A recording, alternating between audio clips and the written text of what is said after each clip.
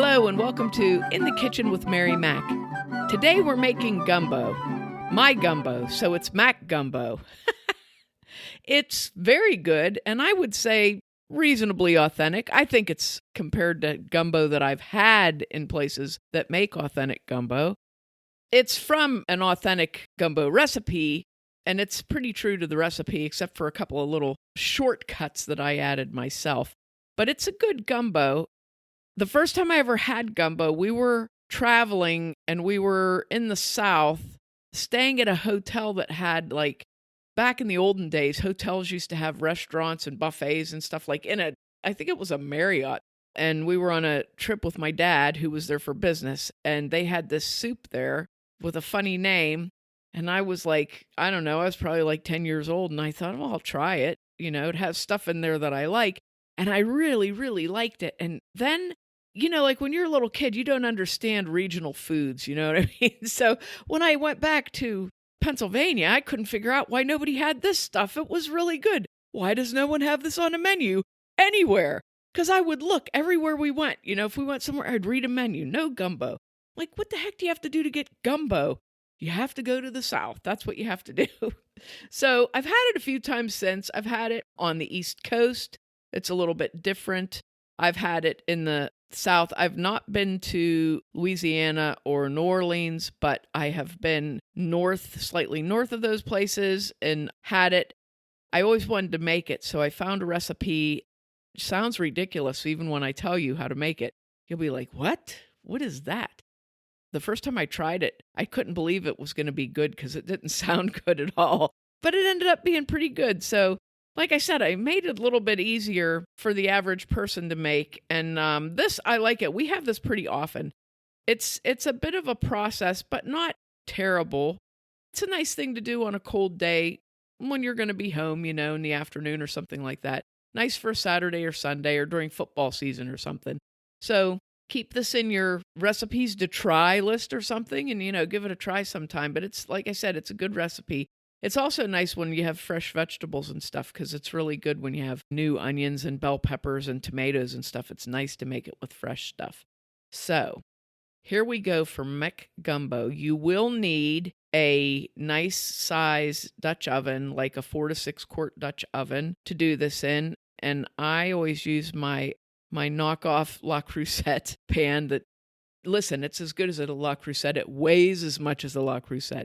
But something like that works really nice, or a nice heavy bottom Dutch oven works really well. I'll give you the ingredients list, and then we'll go through the instructions, and I'll kind of explain the ingredients a little bit to you.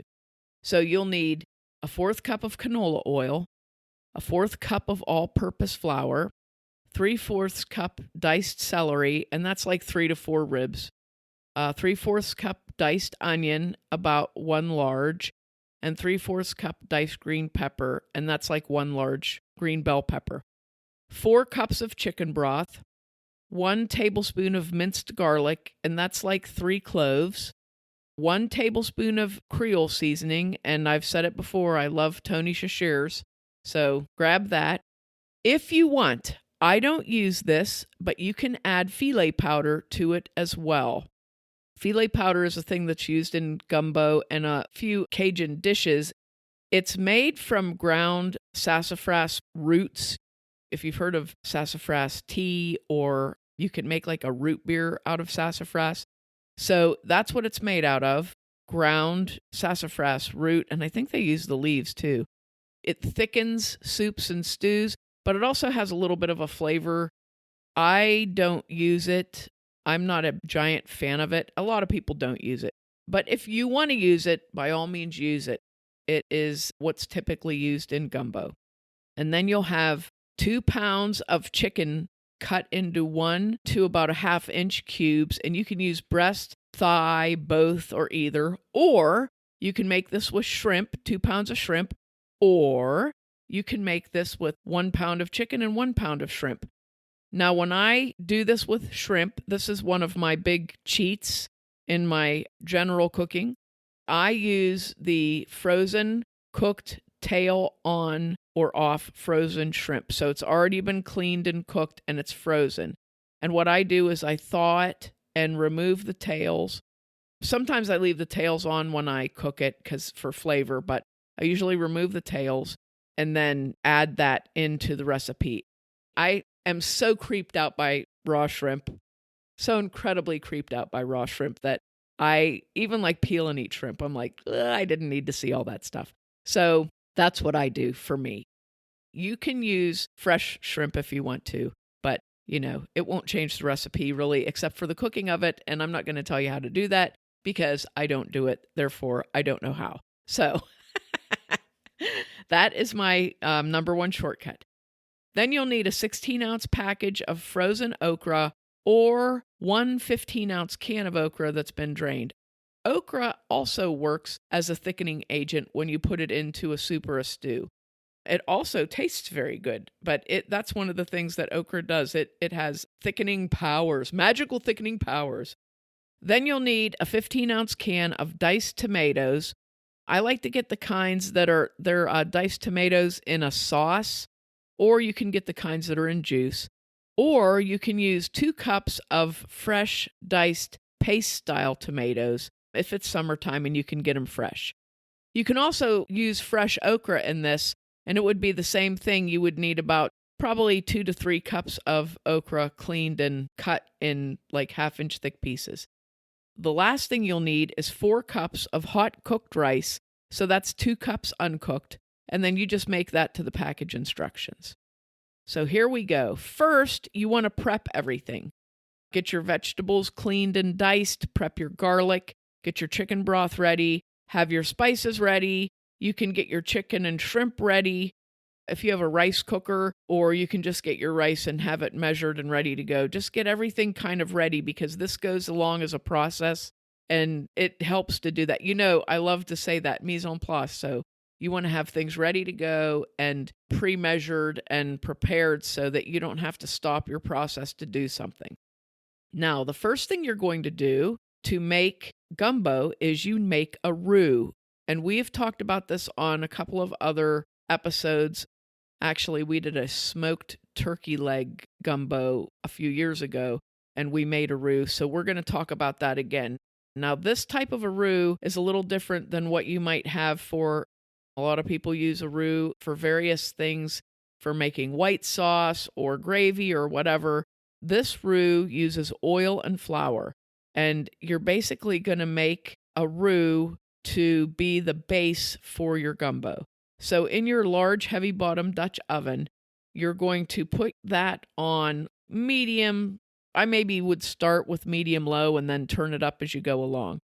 Put your flour and oil into the Dutch oven, and you want to mix that really well using a whisk, and you're going to have a paste. That's what it looks like, is paste. It's going to be this blah-colored, gloppy-looking paste. But as you cook and stir it, it develops this beautiful chocolate brown color because the oil is cooking the flour, and it develops a flavor. A lot of times I think it develops a flavor almost like a nutty flavor, but it gets thick and it gets this beautiful glossy brown color, and it smells really wonderful. And that's your roux. That's your base for starting this. So this takes about 15 minutes to make your roux. And you have to attend to it because you don't want it to burn, because if it does, you have to start again. And you want to make sure it's nice and mixed well and smooth. And it's just one of those things you got to hang around there and keep it going. And like I said, that takes about 15 minutes to do that. Once you get to a nice, thick, browned gravy-looking state with your roux, now you're going to add what they call the Holy Trinity, which is your diced celery, onions, and green pepper. You're going to put them right into the roux, and you're going to mix them into it and saute them until they're like sweated and softened. So that takes a while, and you can do that with a wooden spoon. Just stir them around. You don't have to attend to them continuously, but stir them around and keep coming back and stirring them because they're going to sweat their juice into that roux and give it some more flavor and become soft. And then once you get them to where they seem like they're all cooked somewhat, fairly well cooked, you're going to add your raw chicken to that. So if you're using only chicken, just put all your chicken in there and toss it around with everything and cook that. If you're using chicken and shrimp, just put the chicken in because the shrimp will be added later. So put your chicken in there, toss it around, coat it with everything, and just cook that in the pan until the chicken is pretty well cooked. It should be nearly done. Now, you're going to add the chicken broth and you're going to mix that well because you want everything to blend into that chicken broth and it will cook and become a little bit thick. Next, you're going to add the garlic and the Creole seasoning. If you're going to use filet powder, you can add it now also. Mix that really well, and now you want to let this mixture simmer for about 20 minutes. So you're going to have to bring that up to a simmer and then let it simmer. Once that's simmered for 20 minutes, you're going to add your okra and your diced tomatoes, and you're going to bring that up to a low boil. Once you have it at a nice low boil, reduce that back down to a simmer, and you're going to simmer that for another 20 minutes. This is a good time to get your rice going. Whenever you put your okra and tomatoes in, get your rice going however you do it. If you have a rice cooker or if you do it stovetop, whatever. You can use any kind of rice also. You can use regular white rice, brown rice. You can use minute rice, whatever you like to use that thing. After that's cooked for about 20 minutes, you're going to add your shrimp if you're using shrimp. You can either pop the tails off of it before you put it in. Make sure your shrimp is clean and there's no bits of tail on or whatever. And what I usually do is I just spread it over the top of the gumbo. I don't stir it in. I just spread it over the top, and then I just let it heat softly for like 20 minutes. You don't want it to be in there boiling or anything. You just want everything to be kind of simmering, and your shrimp will lay there on the top and just heat up, basically. And then when you're getting ready to serve it, give that all a nice stir and mix, and this is how you serve it. Get your rice. I'm actually looking for a good soup bowl for this kind of thing, but I have ones that are like a soup bowl with a big rim. So what I do is I put a scoop of hot rice into the middle of the bowl, and I maybe like flatten it down a little bit with the spoon, and then I top that with a nice ladle of gumbo. The rice doesn't necessarily absorb all the juice out of the gumbo, but it more like becomes incorporated into the gumbo. Because here's the thing, if you just put rice into your gumbo, it will continue sucking all the juice out of the gumbo until you have basically a gumbo casserole. So I like to do it this way. You can also do it backwards of that, is basically put your gumbo in a dish in your soup bowl and then put a nice scoop of rice on the side, and then you can top that with like chopped green onions or parsley or something like that just to make it look nice. And then serve it with some good crusty bread. It's really good. If you've never had gumbo, people call it a soup or a stew. I don't know. I think it's sort of like one of those things like chili where gumbo is its own thing, you know? Like when you say gumbo, people know what you're talking about. And if you've never tried it, it's very good. You can make it as spicy as you want to, but it's usually not spicy when you get it out. Creole seasoning really flavors it, but it's not like hot or anything. You just get it's got a lot of seasonings in it, and it gives it a really nice flavor. The gumbo it's got like a thicker sort of a broth to it. It's pretty hearty. It's a pretty hearty dish. It's very flavorful because, again, like a lot of the things we do on here, you've built a very flavorful broth going along here by making the roux and adding the vegetables and then cooking the chicken in that and then adding some more vegetables in the broth. It just makes a rich, flavorful meal because it has so much flavor to it. So I encourage you to give it a try. It's fun because it's got a lot of processes. I remember the first time I made it, I felt so accomplished because I made that roux and it came out just like they said it would. And I was like, wow, that's really neat. So I think it's a fun thing to make too, making gumbo. So I hope you give it a try and I hope you like it as much as we do. And make sure to check us out online on Facebook and Threads at Mary Mac Bakehouse, on Instagram at Mary Mac Podcast and Mary Mac Bakehouse, and on our website, marymacpodcast.com. Thanks a lot for listening if you did, and if you didn't, too bad for you.